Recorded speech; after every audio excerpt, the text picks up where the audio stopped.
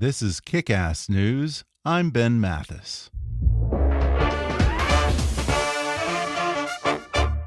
Millions of people face legal problems every year. Take control of your rights with Legal Shield for help on a variety of legal issues such as preparing a will or fighting a speeding ticket. As a Legal Shield member, you'll pay an affordable monthly rate for access to an entire law firm instead of hefty hourly fees. Get the legal protection you deserve. Visit LegalShield.com and put a law firm in the palm of your hand today with Legal Shield. And now, on with the show. Hi, I'm Ben Mathis. Welcome to Kickass News. You may or may not know the name Bob Balaban, but you certainly know him from his memorable role in Wes Anderson's Moonrise Kingdom. This is the island of New Penzance. 16 miles long, forested with old-growth pine and maple, crisscrossed by shallow tidal creeks, Chickasaw territory. Or the Christopher Guest movie, A Mighty Wind. Well, is this the real furniture or is this the rehearsal furniture? Well, it's not called furniture, it's a set. Is this an actual street lamp? I'm sure it was at one time. Can you have an actual three-dimensional object that represents the thing that it actually is? Can that be next to something that it's pretending to be? Yes, it's Would that be perfectly okay? fine. You know, I really don't have time to explain Stagecraft 101. This show starts in an hour. Now, everything is exactly And the way what's that? Those are lights hanging up there? Yes, those are lights. Could they fall? And that's a ceiling above us. As well as his appearances in nearly 100 films, including Midnight Cowboy, Close Encounters of the Third Kind, Absence of Malice, Waiting for Guffman, Deconstructing Harry, Best in Show, Gosford Park, Capote, Grand Budapest Hotel, Monuments Men, and most recently Isle of Dogs, as well as his unforgettable recurring part as the head of NBC on Seinfeld. In fact, this Oscar and Emmy-nominated actor, director, writer, and producer has been one of the most delightful parts of many of the best movies and television shows of the past 50 years. And perhaps more than any A-list movie star, Bob's very presence in a film is a sure bet that it's going to be terrific. Just like his latest project, a miniseries based on the classic political thriller 3 Days of the Condor. Condor airs Wednesdays at 10 p.m. Eastern and Pacific on AT&T Audience Network, and today Bob Balaban joins me on the podcast to discuss reuniting with his old friend William Hurt in Condor, getting to play his first role as a bad guy in ages, and how his character rationalizes his diabolical behavior, and what this update of the classic film says about America's growing paranoia over conspiracy theories and the so-called deep state. He recalls his family's early roots in the golden age of Hollywood, his first break playing Linus in the original production of You're a Good Man, Charlie Brown, and how he ended up playing Francois Truffaut's translator, both on and off screen, in one of his first films, Close Encounters.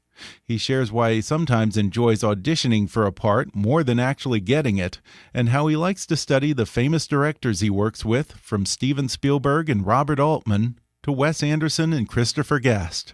Plus Bob's career as 6 Degrees of Warren Littlefield, why strangers still come up to him pitching him television ideas, and how to shoot a film about the richest woman in the world on a shoestring budget.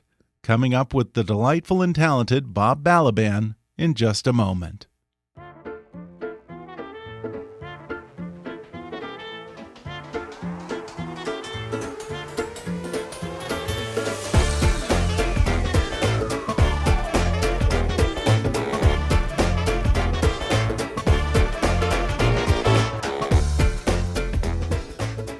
Bob Balaban is an actor, author, producer, and director who's appeared in films like Midnight Cowboy, Close Encounters of the Third Kind, Altered States, Absence of Malice, Prince of the City, Waiting for Guffman, Best in Show, A Mighty Wind, Capote, Moonrise Kingdom, Monuments Men, the Grand Budapest Hotel, and most recently Isle of Dogs.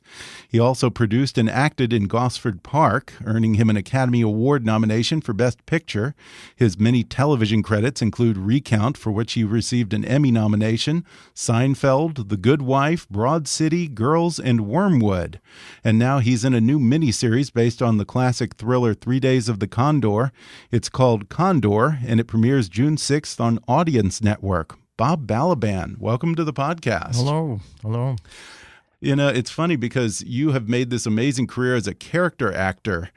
And when I compare that to, a big star like a Tom Cruise or like a Tom Hanks, someone like that, where you have so much riding on a film, they pay them, 20 million or more, and the movie may be $100-something million budget, a big movie. It's an insurance policy. For me, you're a better insurance policy.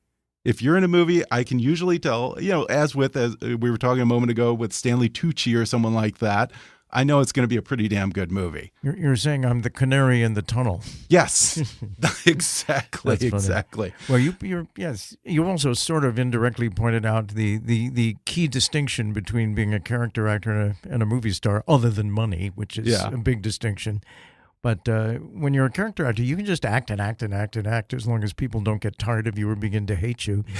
Doesn't really matter. Your 3 movies bombed. They're not your movies. It wasn't your fault.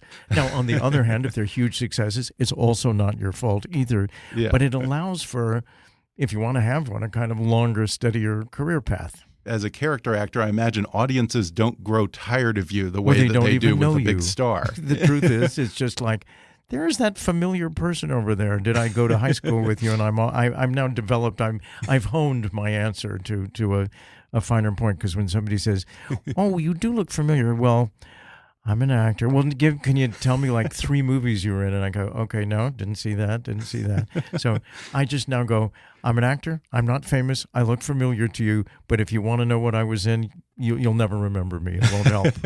What about Seinfeld? Is that the one that you most get? People get the Seinfeld thing a lot. Yeah, I get that. And when I did it, I actually only did 4 or 5 episodes, but it was really fun. I had a great time. Yeah.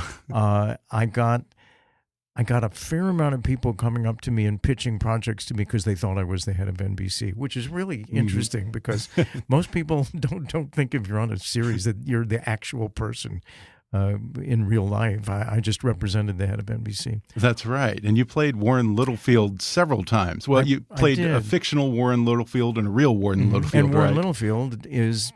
Well, obviously, is the real head of NBC, where Seinfeld was being made, was an NBC. And I think it was before that, but it might have been after that. I can't remember. I did play the actual Warren Littlefield in a show called The Late Wars. Late Shift, right? The Late Shift. Good for you. Yeah. Oh, I loved it. The subtitle was The Television Wars or something like that. It was about Jay Leno and David Letterman. Late Night Wars. And but on Seinfeld, I was originally hired. The log line of my character's arc was Elaine falls madly in love with Bob's character, and at the end of which he gives her first orgasm. And I was like, I want to play that part. I think that's I'll be remembered. They'll put it on my tombstone. Then it turned out it shifted ever so slightly to the fact that I was madly in love with Elaine, and she didn't care anything about me, and I die at sea on a Greenpeace mission. So it's like, boy, that didn't turn out the way I thought it would. Yeah, I think you've had a number of those instances on movies and television shows where you either somehow ended up on the cutting room floor, or you're supposed to get the girl and then you got shafted in the end. I get the dog sometimes. Yeah. I understand that you come from an entertainment family, although you didn't really grow up around it. Your family goes way back to the golden age of movies and movie palaces, too. They did actually. My grandparents, my dad's parents, I would say moved from Russia to Chicago, but they didn't move. They escaped a pogrom. They were their houses were being burned down, and they were all being killed by Russian Cossacks. So they ended up in Chicago on a little street called Maxwell Street, which is the ghetto of Chicago. And every new population that came to Chicago ended up there. So it was an Irish ghetto, it was a black ghetto, it was a Jewish ghetto from time to time. And they ended up on Maxwell Street owning a little failing grocery store. It was a delicatessen, basically. It wasn't anything as fancy as groceries. 12 of them lived in 2 rooms in the back of the store. And my grandmother, in about 1908, happened to visit a Nickelodeon. Went in and said, boys, there were 7 brothers. My dad was the baby. He was 1 year old at the time, and his older brother was 23. We're going to go into the movie business. It's not like selling vegetables. The product doesn't get old and you have to throw it out. When the movie's old, you send it back to the distributor and they give you a new movie. And so it's great that way. And also, the terrible thing in the grocery business was people would come in and squeeze the vegetables and look around, and then they would pay for it once they decided they liked it. But she said, look at this. They pay 5 cents to go in and see the movie, and they don't even know what it's going to be. And if they don't like the movie, you don't get your money back. It's over. She said, this is the business for us. And within about 12 or 13 years, they had most of the downtown theaters in Chicago. Wow. And eventually they had a chain of theaters that they built and operated.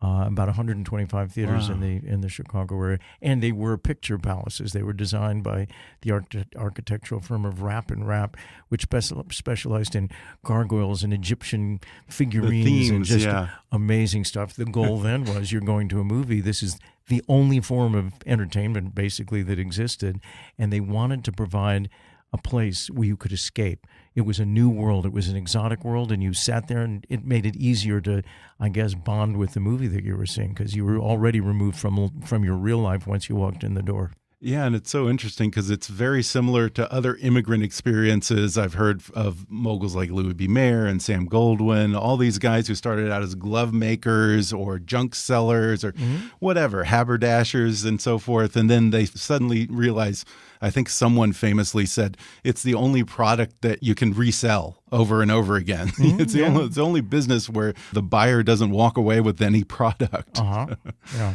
Now, well, they walk away with an experience. Yeah. When was your first experience on a movie set? Was that prior to acting, or? Yeah. My grandfather, who used to be my uncle, it's too complicated to explain. He was married to my father's sister, and then he married my mother's mother after that. And he was very involved with the building of all these theaters. It was called Balaban and Katz, the Balaban side being my dad and his family, and the Katz side being the man who was married to my father's sister.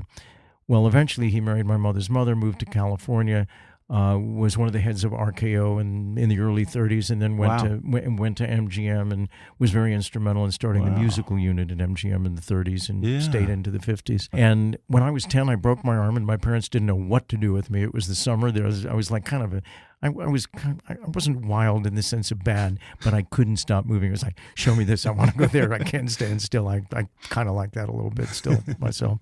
And they said, well, let's get on a train and we'll go to California and we'll go visit, your grandparents, who I didn't see very much because they lived in California, and he was now an executive at MGM and I was 10. So I said, great. I get to MGM. There's a director's chair with my name on it, little Bobby Balaban. Got to sit on a chair right next to my grandfather/uncle. And they were making a movie called Meet Me in Las Vegas, starring Dan Daly and Sid Charisse. I sat in my little chair, and I just couldn't get over it. I was in this giant soundstage. It was Las Vegas. It was a casino in Las Vegas. There must have been 300 extras, and there were big glass panel windows showing the outside of Las Vegas inside the movie studio. There were actual cars driving around out there. I remember that. And it was just so magical. Wow. It was all very quiet. Then they yelled action, and suddenly everybody's screaming, hit me, $5 on the dollar, whatever they're saying. And that was it. I was just, I was just hooked forever after that. And speaking of musicals, wasn't it a musical that you got your first big break on? I think you played Linus in Your Good Man Charlie Brown. Yep. The original one. Yep. Wow. I was in college. I was at NYU. I had transferred from Colgate because I was sort of withering in the wilds of Colgate, which is a wonderful place, but not if you want to be doing what I wanted to do. So I transferred to NYU. My friend, who became my wife later on, she used to read the trade papers, and it made me too anxious. It was like, no, I don't even want to hear about it because I'll never get in. Nothing's going to happen. My life is over already. And she said, well, they're making a musical out of the Charlie Brown characters, and it says here, only people 5'5" and under need apply. She said, it's perfect. How many people are that short who can sing and act? So you have a chance of getting a part. So I wangled an audition, and I walked in. And I sang and I did my little thing. And they said, great, do you want to be Linus? And I thought, this is very ironic because a couple of years before, I was probably about 17, now I was about 20, I had done something in summer stock in Chicago, and some wise older woman who was probably 36 years old, said, you probably could have a career. And I said, really? I never really thought of having a career. It's nice to have a job once in a while. And she said, no, I think whenever they need somebody who seems to be really smart, like an egghead type, I think you're going to get a job, and I think that's your niche in this thing. It's like, both fortunately and unfortunately, she was completely right. I'm not that smart and I'm not that educated, but somehow I'm good at giving the appearance that I know what I'm talking about when I'm a scientist, a doctor, or a lawyer, and mostly that's what I've been. You've kind of made an amazing niche for yourself over the years of playing these smart intellectuals who oftentimes take themselves too seriously they're for bastard comedic people effect. a fair amount of the time. Yeah. And sometimes it could be funny. Yeah. But you can also be the same character and be pretty horrible. Now, does any of that fit your real personality at all? Not particularly. No. Not really. It's all an act. Yes. I mean, whatever my personality is, I wouldn't be able to describe it. I'm not too aware of having one exactly. But it's probably not being an evil prosecutor or a brilliant scientist. Although I like science. Yeah. But, I can't explain black holes very well. Do you embrace the whole character actor label at this point? Oh, it's yes. I have no choice. If I didn't embrace it, so. It would still be embracing me. So Yeah. I might as well. Yes, absolutely.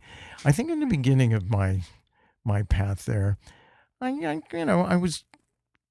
was probably a millisecond where I thought, oh, I'll be a movie star. And I mean, if anybody wanted me, I'd be happy to be one. But somehow I was always right for the friend or the whatever. And part of it's physical and part of it's just who I am. I mean, I think if you stay around long enough, you're kind of, like the level sort of levels off to the I was going to say the lowest common denominator, but that sounds kind of terrible.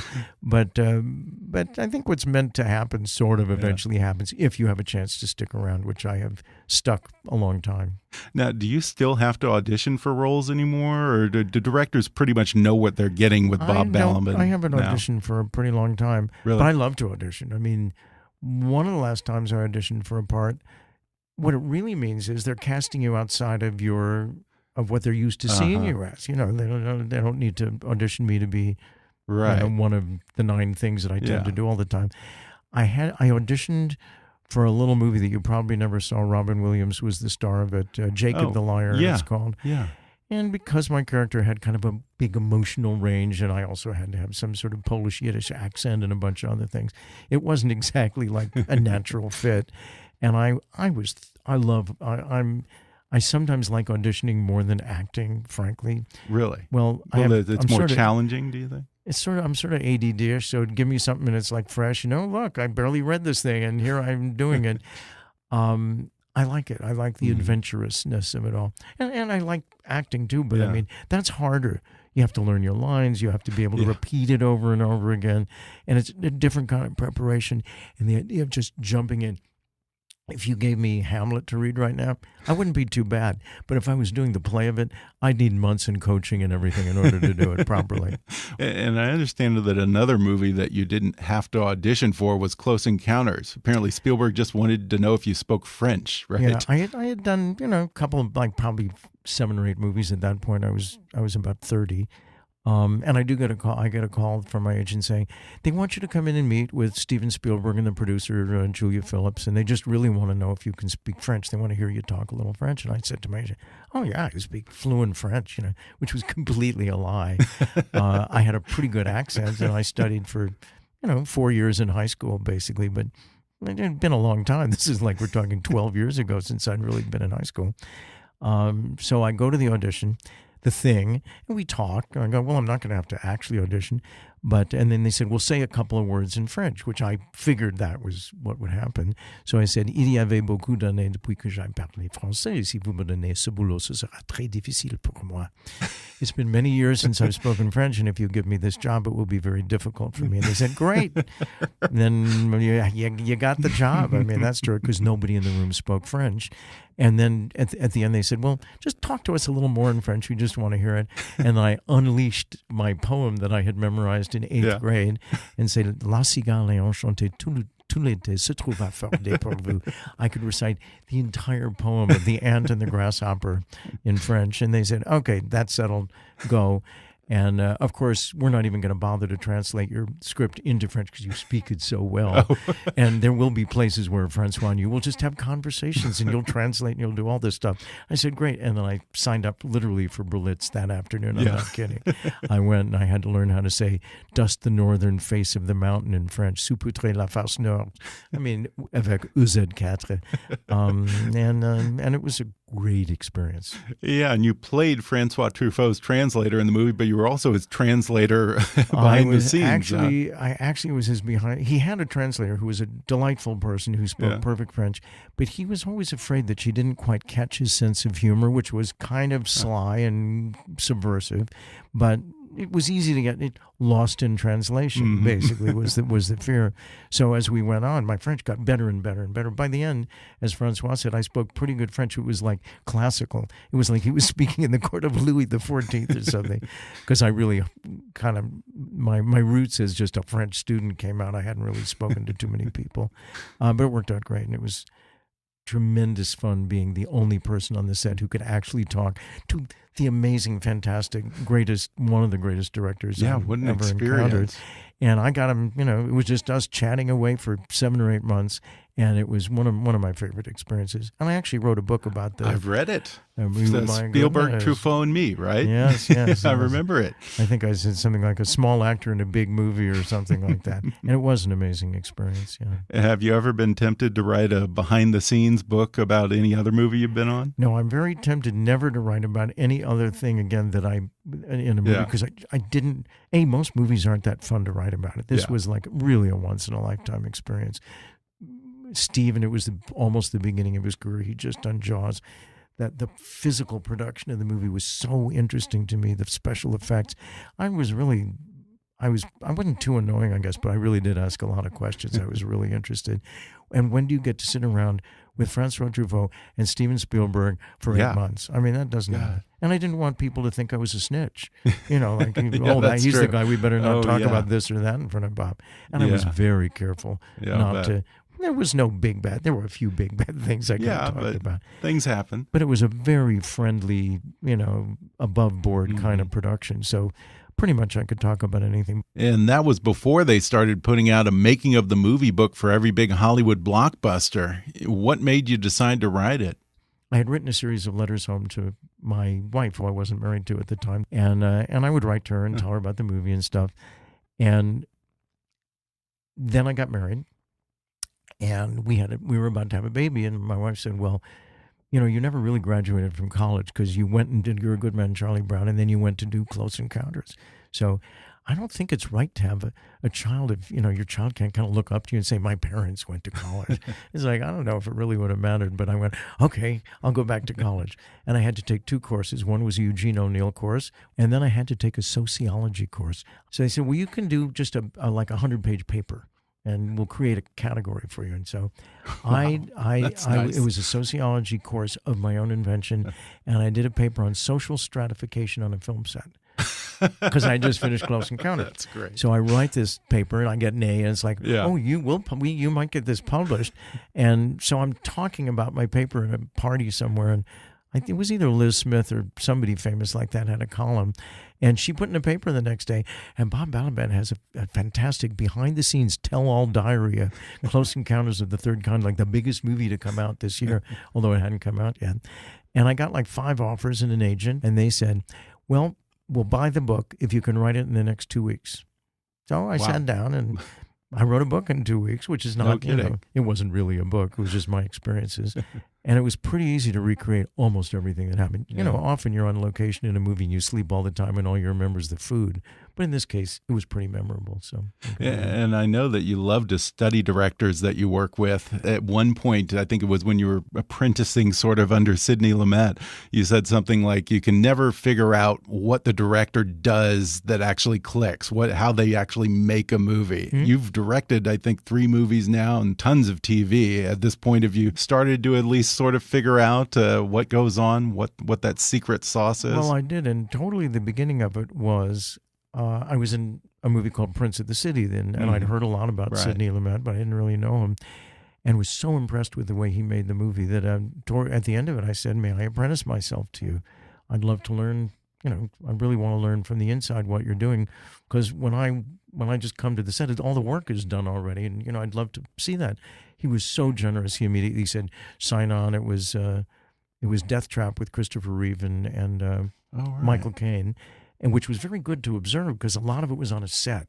Sidney, as you know, tended to work all around the city. He was Mr. New York. Mr. New York, right. Grungy locations, police, usually crime, everything. This was kind of a change of pace for him. It's a lovely movie. I thought it was great, but it was much easier to watch because he stood still a fair amount of the time. In Prince of the City, it was 188 pages. There were like 7 million locations, and every scene was a page and a half. So we were all over the place. It was just massive. And if I had asked him a question, I would have been, "Get out of here. I'm working. I've got to rush." But in this case, he had plenty of time, and he loved being a teacher. Wow. I'm not saying it was just to me. I mean, he was just built to be friendly and to explain things, and he loved the whole process so much. So it was a great experience. When it was over, my wife wrote me a short film, and she said, "Well, test your wings, get out there and do that." And I did, and I made a little short film, and I literally, the minute I did it, I thought, why haven't I been doing this? Not that I'm capable, but it was so much fun. I loved being in charge of a film set, and have always loved that, and have done it more and more, and kind of, as my life got more and more bifurcated and then trifurcated, directing and somewhat producing has been a part of my life and really enriched it a huge amount. And it was really because of Sidney and, again, my wife. We're going to take a quick break, and then I'll be back with more with Bob Balaban when we come back in just a moment.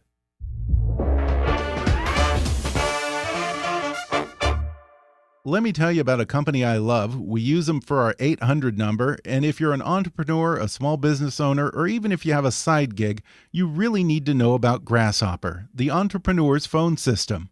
Grasshopper lets you run your business from your cell phone while keeping your business and personal lives separate.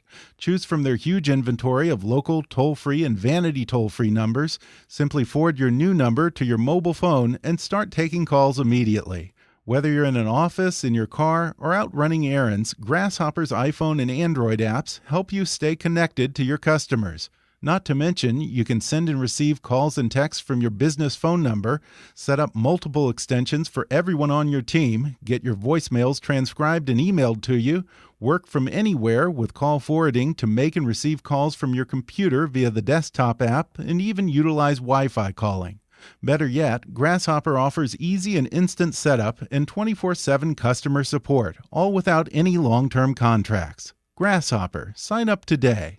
Go to grasshopper.com/kick to get $20 off your first month. That's grasshopper.com/kick. Today's episode is sponsored by TravelGuard. Message and data rates may apply. Please do not text and drive. Insurance offered by TravelGuard Group, Inc. and underwritten by National Union Fire Insurance Company of Pittsburgh, Pennsylvania. For a complete description of coverage, limitations, and exclusions, go to TravelGuard.com. This ad does not necessarily describe actual events and is used for illustrative purposes only. Participants in the podcast are being compensated by TravelGuard for this advertisement. For times when trips don't go as planned, there's TravelGuard Insurance. TravelGuard coverage includes flight and hotel rebooking, flight cancellation, interruption or delay, lost or delayed baggage, medical expenses and evacuation, and more. Plus, TravelGuard staff is available 24/7 to help with plans that work anywhere in the world. Now, I've traveled to some 50 or so countries over the years, and one thing that I've learned is you're never more vulnerable to mishaps than when you're traveling. I've had luggage lost, flights canceled at the last minute, hotels that ended up being overbooked. But look, I'm not going to just stop traveling and sit in my home for the rest of my life. And while mistakes happen and these things come with the territory, I wish I had had TravelGuard covering my back. Exploring the world is so much more enjoyable when you can travel with peace of mind. The kind of peace of mind you get with TravelGuard. Best of all, you can do it right from your phone. Get coverage now for just $30. Text KICK to 484848. Again, that's the word KICK to 484848. KICK to 484848. And now, back to the show. And I have to say that I absolutely loved your HBO movie, Bernard and I forget if it's Bernard and Doris or Doris and Bernard. No, the irony is Doris Duke is the richest person in the world, and Bernard Lafferty, her poverty-stricken drunk of a butler, he gets top billing. It's Bernard and right. Doris. It's Bernard and Doris. It's not Doris and Bernard. Yeah, and I was amazed that apparently you shot it for like $500,000. Exactly. How do you do a movie on the richest woman in the world on a shoestring like that? It's a real challenge. It's much easier to do, the life story of a homeless person for $500,000. And, you can, this money situation it's all scale. If everybody's, if the stars are getting $2 million, the picture's going to have to cost $30 million because everybody wants to get their full salary and the whole deal. We did this. It was very clearly an act of, love and devotion to make this movie. So Susan Sarandon, with whom I've worked a bunch of times, and we've had a great time together, and I love working with her, and I love her as a person. Susan said, "This is an interesting script. Are you going to rewrite it a little bit?" I said, "Yeah, it's just the beginning." And so she started talking with me, and Susan said something really, really interesting, which was so helpful. She said, basically for her, every movie she's ever been in, she sees it in terms of a love story. But for this movie, it was just perfect because I went, I never thought of it that way. Because the truth is, Bernard and Doris was a love story. I mean, it was chaste. Bernard was gay, but Doris was probably madly in love with him. And he was certainly infatuated with her. So I said, well, who do you want to be falling in love with in this movie? And she said, well, Ralph Fiennes, of course, And it turned out he was madly in love with Susan, both as an actress and as a character, as a person as well. So it was like, yep, sign me up. I'll be there tomorrow. And so I had these two amazing people, and we designed the movie to mostly take place in one location. So it's this gorgeous mansion called the Phipps Estate it's about 45 minutes out of New York. So it's within the circle. We don't have to pay people extra to travel too far. Because we had Rafe and Susan noticed on the first day of shooting that when they served lunch for the crew of like 14 and a half people, there were like a couple of chicken sandwiches in there. I don't even think we had potato chips or anything to drink. So they used to like come to work bearing extra food and peanuts and sometimes turkey and things like that. And it was really, really unbelievably bottom of the barrel. The very fancy jewelry company, what's it called?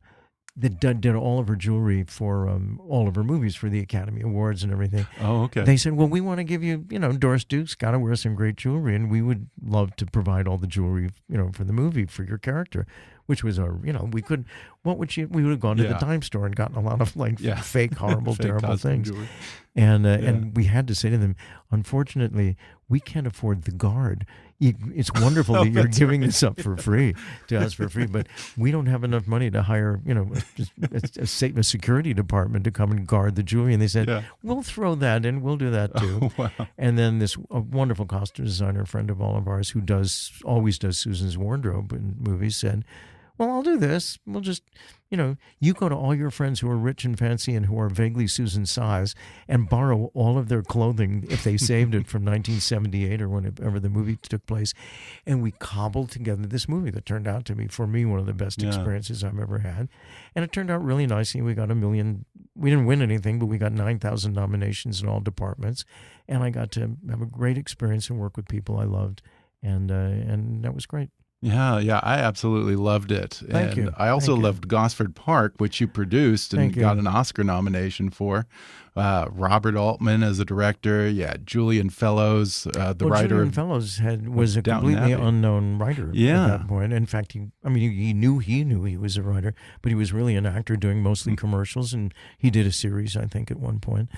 But I was sitting in my office on the Upper West Side, and I'm going, I got to do something. I got to come up with a project of some kind. I can't just be waiting for the phone to ring all the time. I have to originate something. This was about 18 years ago. And I was reading some Agatha Christie stuff. And I went, wait a minute. Who do I know? Well, I know Robert Altman. I never worked with him, but I had made a little documentary about him for Showtime, actually. And we had a lot of friends in common, and I used to show up on his movie sets because he was very open about that. Many film directors, it's like, no, nobody watches this. Nobody goes to dailies. He was like, oh, you're doing craft services on my movie? Come to dailies. He was completely... Yeah, that's what Tim Robbins told me. Yeah. Well, he was a communist, basically, at heart, and wanted everybody to be equal, and they should all be part of everything, which is why his movies are... I mean, that's some of the brilliance of what he did was he really did create this giant family, even if they weren't blood relatives. Whenever he made a movie, so I thought I went to Robert and I said, "Can we make a movie together? You'll direct it and we'll produce it." And I wasn't going to be in it, and he said, "Well, what do you want to do?" And I described to him basically a very brief outline for what was to become Gosford Park. And he said, "Well, that's a really good idea," because I'm like, yeah, there are all these rich people. It's the weekend, there's this murder, and they're all there, and everybody's a suspect. And I went on about it. And he said, "Well, wait a minute. It sounds like this is just about rich people." And he said, "I don't really like rich people that much. Can there be a lot of servants? Can they be the real stars of the movie?" And I said, "Yeah, it'll be a murder mystery where the murder is committed by one of the servants." And we sort of elaborated. And then he said, "Well, who are you going to get to write this thing for us?" And I said, "I know this kind of obscure actor who wants to be a writer." And he said, "Well, you think he can do it?" I said, "Well, I'll tell you, he's really smart. He did a rewrite for me on an Anthony Trollope novel for free," which I probably shouldn't say that on the air, but he needed a job and I needed a writer. This was about 2 or 3 years before Gosford Park, and he did a really wonderful job. And I said, "But, Bob, you and I are paying for the screenplay, so we can't get anybody too famous to be doing this."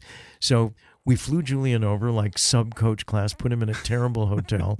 I mean, and the interesting is he was the star of the movie, really, in terms of his career was like shot out of a cannon. And he did win the Academy Award. He was our one winning Academy Award and started Downton Abbey not long after that. Yeah. And which is kind of a stepchild to Gosford Park. It even has Maggie Smith playing the wicked, wonderful. Oh my God, what a person she is aside from being a brilliant actor. And it was really an interesting experience. Yeah, as the proto Downton Abbey, have you ever hit up Julian Fellows and said, "Hey, I think you maybe owe me, a couple points, some royalties on $2 million every week"? Yeah, okay, you should. No, he didn't have to. He didn't owe us anything. It all sprang from his mind anyway, basically. But it was a great experience, and then began for me my kind of anxiety-provoking quadruple life in which I don't do any one thing all that brilliantly or all that often, but you put all 4 of them together and I'm busy all the time, which is both a curse and a blessing. I'm really very happy about it. Yeah, and you've even sort of become part of the repertory company of several directors like Wes Anderson, Christopher Guest, who we already mentioned. I think you did like 4 movies with Woody Allen at some point. That's true. Only 2. I only ended up in 2 of them, but I did 4 of them. Maybe 5, I think 4. Yeah. And just, had a great time. I mean, that's the sincerest form of flattery, basically. Forget getting a good review or anything else.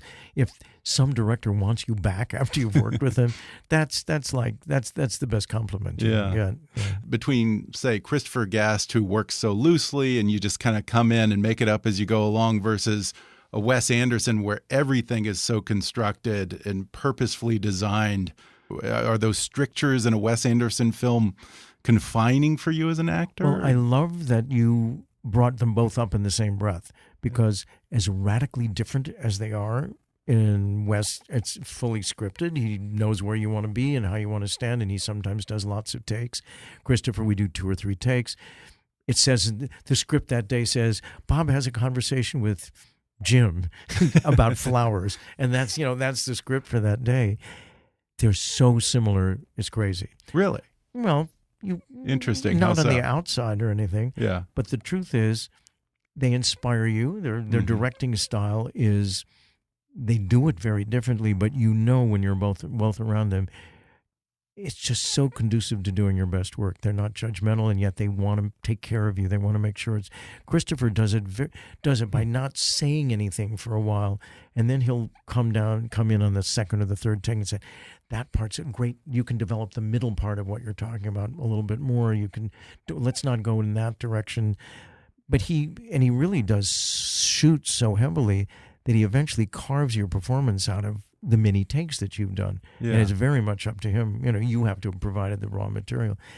In Wes's case, it's completely different, except he inspires you in the same way. He's absolutely, you can't pretend to love actors and the process. It's really clear with the people who do and who don't. And they really want you to be your best, most original self. And it's just, there's no There's no energy wasted trying to get along with anybody or trying to figure out what you're doing. In Chris's case, you just have carte blanche, but you don't really because he guides you. In Wes's case, I did a scene in Moonrise Kingdom probably 60 or 70 times, one take. My character is setting loose a weather balloon. I'm a weird narrator of the movie, and I wear a funny red coat and a little hat. A little elf costume, by the way, almost. He puts you in your elf costume months before the movie starts, and that tells you more about your character. He could send you 30,000 letters about what he wants you to do. The socks, the shoes, the gloves. It's just okay, put it on. It's like a magic carpet. It's so exciting. And he doesn't really say that much, but the first day I got to work, my first week in Moonrise Kingdom, was just me and talking to the camera, basically, in about 9 locations. And Wes said, I've taken some photographs of the locations you're going to be shooting on, and if you'll look at the frames, I represent you, and you'll see me in the different angles we're shooting, and by simply showing me that stuff without explaining anything. And I think in some cases he was actually just saying the dialogue just so you'd get a sense of where it was and how it looked. I instantly knew what to do. Because being a narrator is really interesting because there are no parameters. You know, when you read a script, you go, oh, he comes from here, he's going there. This is his relationship with the other characters. I had no relationship with anybody. I was just telling a story. And you could tell it so many different ways.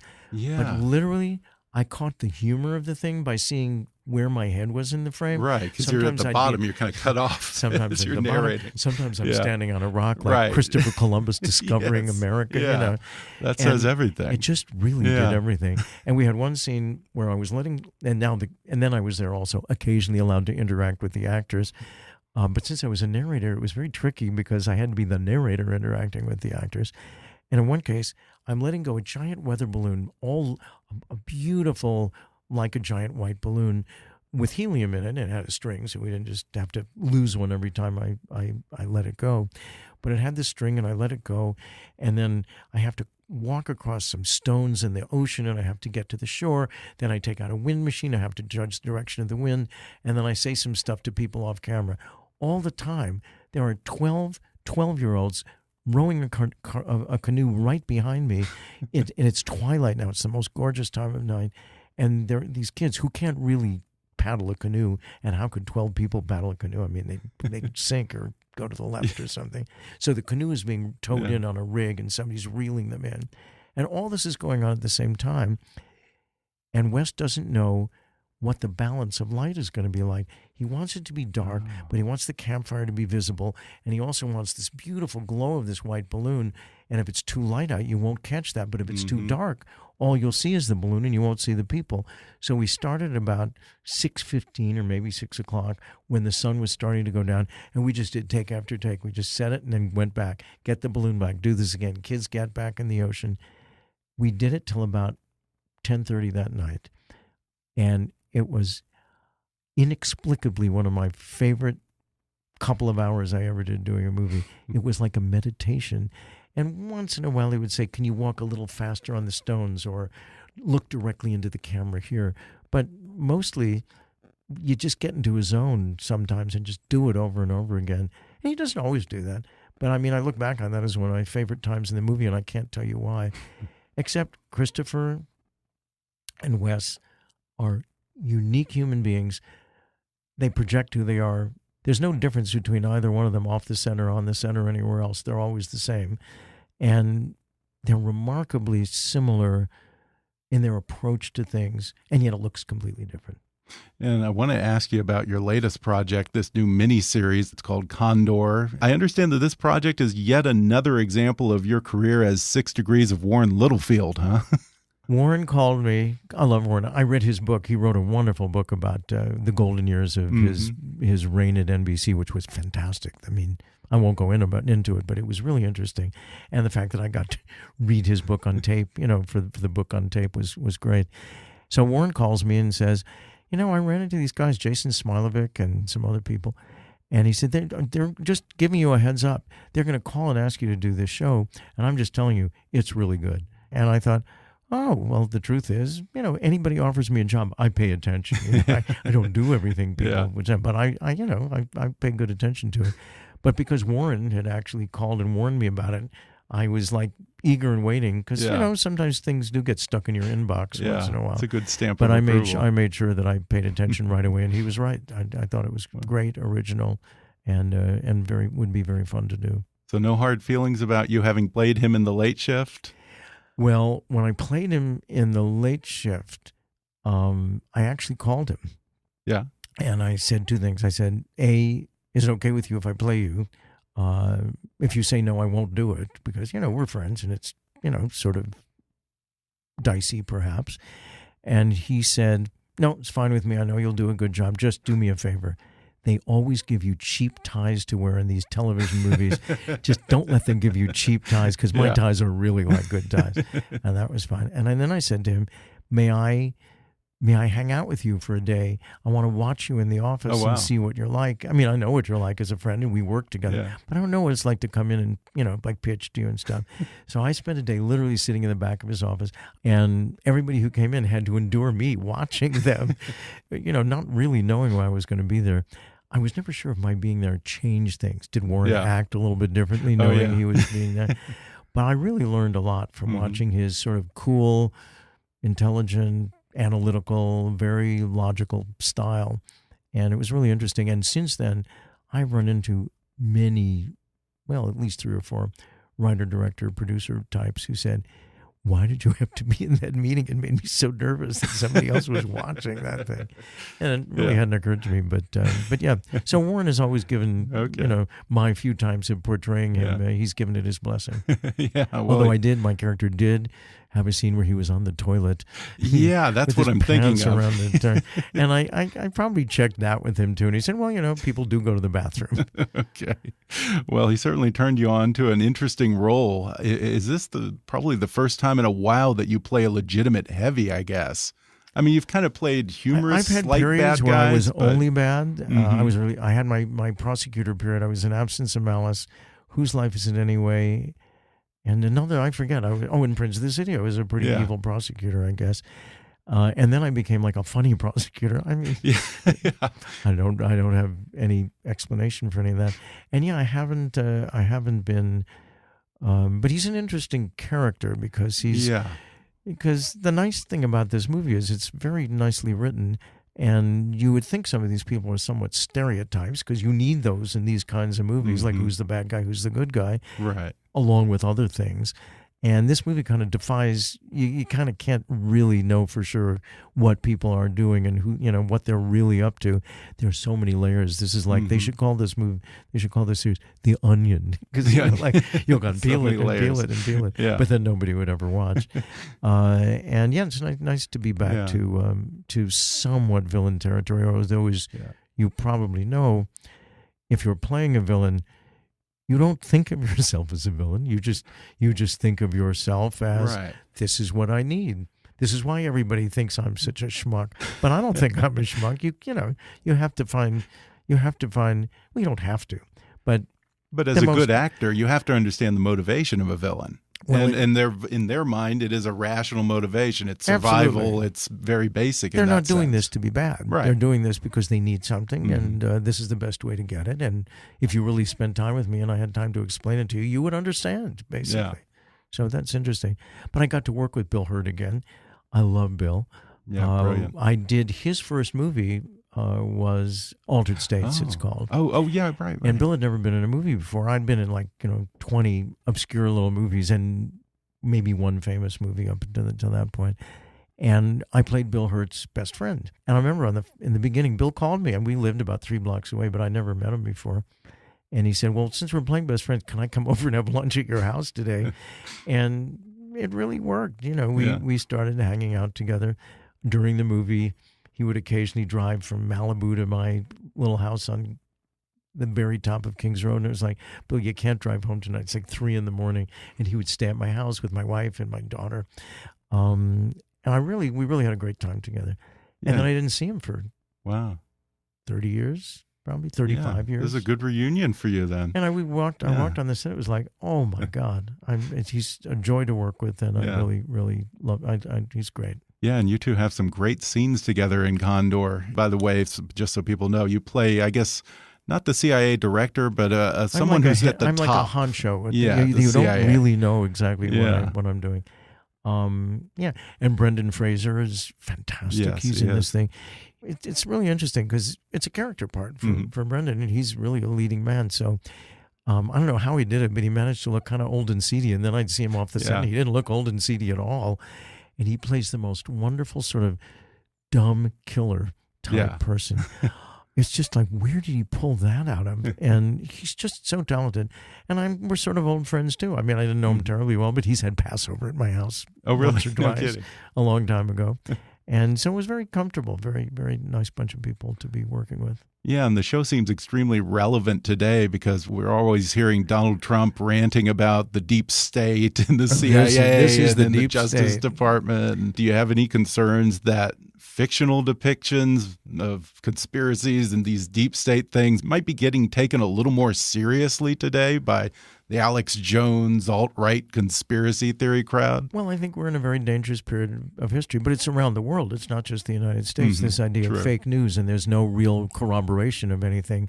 And it's being done on purpose. Whoever it is that's doing this, I don't have to name anybody, but a lot of people are doing it. And it's somewhat a creation of social media. You can't have it without that kind of bombardment. And also, as we know, social media is tailored to us. I get notices all the time, but only from things I believe in already. Occasionally I'll get a notice from somebody about something I don't believe, but we only get to hear and see things from the point of view that we're already espousing. And there are a lot of people out there, not just Russia, trying to lie to us so that they can manipulate the way we vote, the way we trend, and everything else. Yeah. But in terms of Condor, the series, Yeah. it's really interesting. There's some simple choices made, like, did you notice that there's no president, there's no government above us? We don't hear about anybody. Oh, interesting. Yeah. It prevents it from being one-sided. Yeah, okay, right. That's Because true. the CIA isn't really political. It's got its Right. agendas, and people want certain things to happen, but we're not at the service of any big government, and nobody you've ever Interesting. heard of. Also, Right. it keeps it. When this thing is rerun in 5 years, if the world has changed, it's still relevant. It's just anybody. It's just there is a president. Yeah, it's we don't talk about it. apolitical. And I think that really helps. It also doesn't immediately prevent Right. one side or other from not watching this television show. Yeah. And they didn't do it for that reason. But it's timeless. I mean, it could almost take place when 3 Days of the Condor took place in Yeah. the 70s. But it's quite clearly happening right now. Yeah. And it's all about who's telling the truth and why did this really happen. And the person that you thought was the bad guy, well, he's got a reason too, and they all kind of make sense. And it is very, very contemporary, but avoids being. But you can't dismiss it because it doesn't give you a cast of characters that wouldn't necessarily be fitting what the real cast of characters are doing. Yeah. So it allows you to believe what's going on because it doesn't give you too much. Real quickly before we go, because I'm such a Rodgers and Hammerstein fan. Hammerstein. I was corrected the other day. Good for Hammerstein. you, yeah. I just had Todd Purdom on. Leonard Bernstein. Yeah. We both agreed that South Pacific is the best of or at least our personal favorite of the Rodgers and Hammerstein canon. And somewhere along the way, I heard you were working on a movie version or remake. I developed it with my wife, Lynn Grossman, writing a new screenplay version of it, harking back much more to the Tales from the South Pacific, the Michener the original, book. right. Yeah, so it Michener book. would, if it ever got made, have most of all the music, some of it repurposed. Okay. Interesting. Nellie Forbush is not just an innocent little hick from Little Rock. She's sort of a hick, but in this thing, she's doing what the real Nellie Forbush, because as you know, there is a real Nellie Forbush, or there was, and that Nellie Forbush was actually dating a married man who finds out one day that he's not married, and he sort of tries to, have his way with her, and she kicks him out of the car, and then eventually meets Emile Debec, and in this version, she goes and sings "I'm going to wash that man right out of my hair" right after the horrible event in the car at night when she has discovered that he's a married man. She didn't know any of this. She was expecting to settle down and marry him. And so Interesting. it's That's cool. It's a little I like more that. geared. You can say it's updated, but it takes place in 1943 during the war in the South Pacific. But it's updated content-wise because it was radically new for anybody to deal with race relations in any way. And when this thing came out in 1947, but they didn't do this in a Broadway musical. Broadway musicals were tap dancing, and having fun in 42nd Street. So this was revolutionary. So really, to keep it as fresh as it was when it came out, she, the wonderful writer Lynn, went back to a source that's much less musical comedy and much more reality. Wow. Well, I hope you get it made. I can't wait to see it. Yeah, I don't know. And I so enjoyed Condor. It premieres again June 6th on Audience Network. Bob Balaban, thanks so much for talking with me. Thank you. Lovely to be here.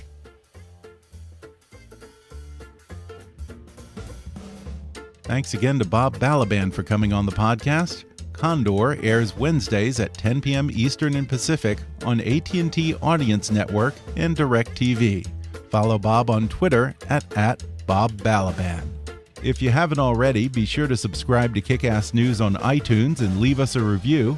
You can follow us on Facebook or on Twitter at KickassNewsPod.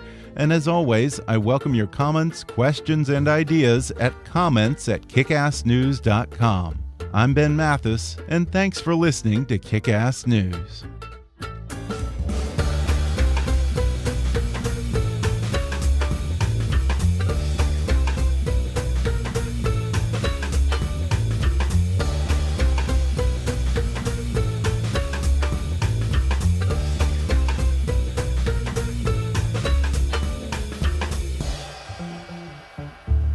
Kickass News is a trademark of Mathis Entertainment, Inc.